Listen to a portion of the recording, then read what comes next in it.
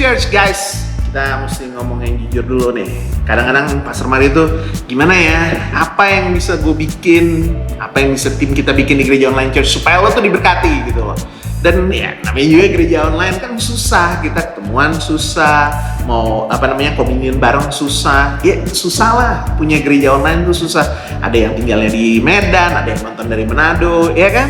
Susah kalau kita mau melakukan hal-hal yang biasanya gampang dilakukan oleh gereja-gereja lokal. Tapi kadang-kadang juga kita nggak boleh kayak gitu. Kita nggak boleh memikirkan apa yang kita nggak bisa bikin. Kita mesti fokus apa yang Tuhan sudah berikan buat kita.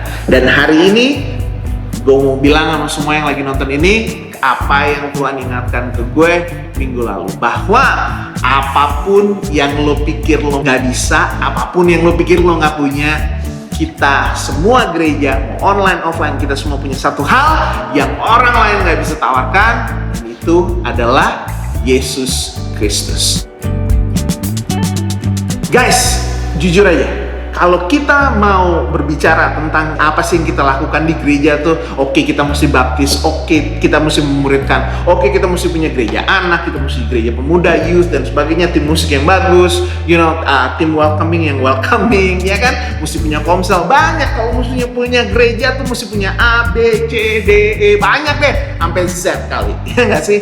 Tapi yang semua harus punya adalah Yesus Kristus, hadiratnya Tuhan Yesus Kristus, karena yang dibutuhkan di dunia ini, yang dibutuhkan dan tidak ditawarkan di tempat lain kecuali di gereja Tuhan Yesus Kristus adalah, itu dia tadi, Jesus Christ Himself, Tuhan Yesus itu sendiri. Jadi hari ini kita mau belajar dari firman Tuhan, betapa pentingnya, betapa dahsyatnya hadirat Tuhan itu, dan betapa sayangnya dan sedihnya kalau kita tidak menghargai hadirat itu di dalam hidup kita. Mari kita pelajari firman Tuhan.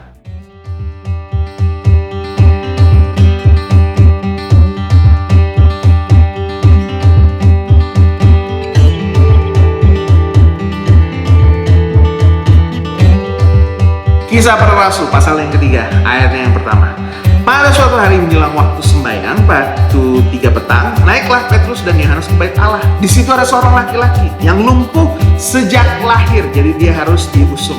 Tiap-tiap hari orang itu ditaruh di dekat pintu gerbang bait Allah bernama Indah untuk meminta sedekah, minta uang kepada orang yang masuk ke dalam bait Allah. Ketika orang itu melihat bahwa Petrus dan Yohanes hendak masuk ke bait Allah, ia meminta sedekah. Mereka menatap dia dan Petrus berkata, "Lihatlah kepada kami." Guys, jujur ya, tadi kita udah jelasin di gereja bahasa Inggris. Ini agak aneh buat gue, karena kalau gue lagi dimintain duit, gue nggak pernah bilang gitu sama yang lagi mintain duit, "Boy, lihatlah kepadaku." Biasanya gue cokin gitu, nggak lihat, gue ngeliat. Mau ada 500, mau ada 1000, no, I'm not gonna see you. Tapi enggak, si Petrus sama Yohanes, mereka bilang apa? Lihat. Kenapa? Karena mereka tahu yang mereka mau kasih ini lebih penting daripada yang orang ini mau minta, ya kan? Nah, ini dia ayat berikutnya. Lalu orang itu menatap mereka dengan harapan mendapat sesuatu, mendapat uang. Yalah, namanya juga tukang minta-minta. Ada yang bilang, lihat, wah, gue mau dikasih duit nih. Tapi ini Petrus berkata begini, "Emas dan perak tidak ada padaku, tetapi apa yang kupunyai kuberikan kepadamu. Demi nama Yesus Kristus orang Nazaret itu, berjalanlah." Lalu ia memegang tangan kanan orang itu dan membantu berdiri. Seketika itu juga kuatlah kaki dan mata kaki orang itu.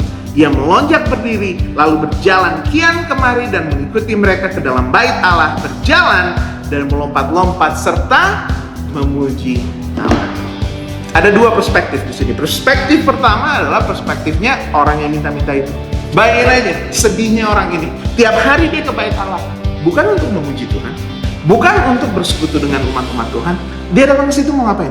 Cuma minta duit. Bayangin kalau lo pergi ke gereja dan lo di situ cuma minta-minta, ya kan? Lo cuma berdiri di ujung pintu sebelum orang-orang pada masuk atau nungguin orang-orang pada keluar dan lo cuma minta duit.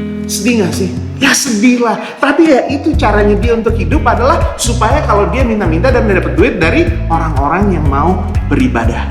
But think about it, dia ada di bait Allah. Hadirat Tuhan di bumi ada di situ, tapi yang dia bisa lakukan cuma meminta-minta. Dan hari itu, dia datang untuk melakukan hal yang sama yang dia udah lakukan berpuluh-puluh tahun. Tapi ada yang berbeda. Berbeda bukan karena ada orang kaya yang datang, berbeda bukan karena ada orang pintar, bukan ada karena imam dari luar negeri atau bagaimana yang datang untuk beribadah. Enggak. Karena di situ dia berjumpa dengan orang yang punya hadirat Yesus Kristus. Guys, kalau kita berjumpa dengan Tuhan Yesus Kristus, pasti hidup kita diubahkan. Amin? Ayo ketik amin. Amin Yos. Amin gila. Amin. Amin. Amin. Jadi malu dia baru sekali rekaman di sini. Guys, semua yang berjumpa dengan Yesus Kristus pasti mengalami transformasi yang ajaib di dalam hidupnya. Orang-orang yang tadinya udah mau cerai bisa memulihkan kehidupan pernikahannya. Orang-orang yang sakit bisa disembuhkan, ya kan? Orang-orang yang sudah kehilangan tujuan bisa mempunyai tujuan lagi dalam hidupnya. Setiap orang sungguh-sungguh berjumpa dengan Tuhan Yesus Kristus, pasti hidupnya diubahkan. Sama seperti orang itu, sama dengan juta miliar orang dalam 2000 tahun terakhir. Kalau ada berjumpaan dengan Yesus Kristus, pasti hidupnya diubahkan.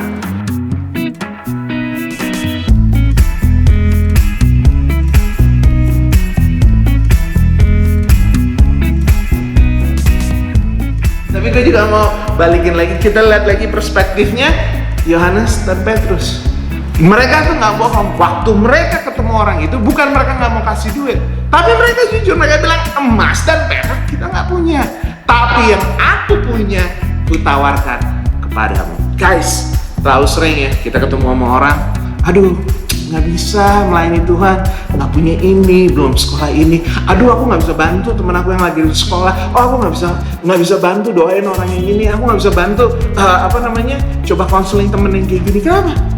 Karena pikirnya belum sekolah, belum baca buku, belum baca firman dari depan sampai belakang. Well, guys, Alkitab gratis hari-hari ini. Jadi kalau lo belum baca depan sampai belakang, bacalah, ya. Nggak ada yang larang, gratis, oke? Okay? But, tapi, sebelum lo baca ujung sampai ujung, bukan berarti lo nggak bisa dipakai Tuhan. Karena ini bisa diganti. Dia bisa bilang, Petrus sama Yohanes bisa ganti kata-katanya. Emas dan perak, gue nggak punya. Dia bisa ganti gelar teologi, gue nggak punya. Dia bisa ganti pengetahuan Alkitab, gue nggak tahu punya. Gue nggak tahu banyak, gue nggak terlalu punya. Bisa, lo mau alasan apanya bisa ditaruh di situ. Tapi apa yang kupunya, kuberikan kepadamu. Apa yang mereka punya? Kuasa, hadirat Yesus Kristus. Sekali lagi, kalau lo nggak pede, kalau lo pikir lo nggak pintar, kalau lo pikir lo nggak punya pengalaman, apakah lo punya Yesus? Karena kalau lo punya Yesus, lo punya sesuatu yang ditawarkan. Jadi sekali lagi, hari ini lo mesti belajar dua hal.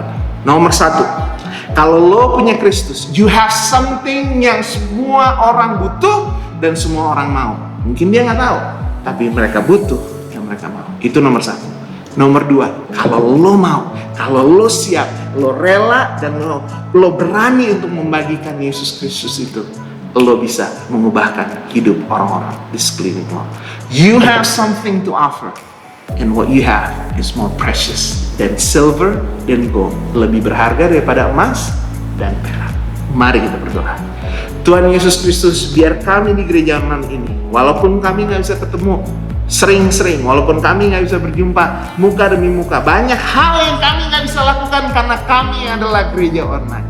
Tapi yang apa kami punya, kami berikan semua yang nonton ibadah ini, semua yang beribadah bersama-sama online hari ini. Kita punya hadirat dan kuasa Yesus Kristus. And let that be enough, because it is always enough. Kami berdoa untuk semua di sini yang beribadah dan mereka tidak punya percaya diri, mereka ketakutan untuk melanjutkan hidup mereka. Biar mereka tahu, selama ada Yesus, itu lebih berharga daripada apapun yang mereka bisa dapatkan di bumi ini. Dan nomor dua, Tuhan, biar kami diingatkan lagi demi lagi bahwa tanpa Yesus Kristus tidak ada perubahan dalam hidup ini. Karena itu Tuhan, kalau ada orang-orang yang butuh Yesus Kristus dalam hidupnya, mungkin mereka punya penyakit, mungkin mereka hubungan keluarganya tidak baik, mungkin ada kekecewaan, kepahitan.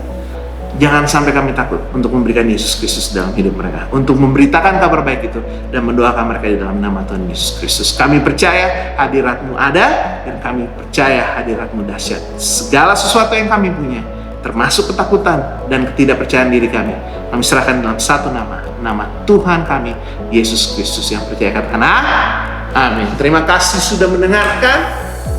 Peace.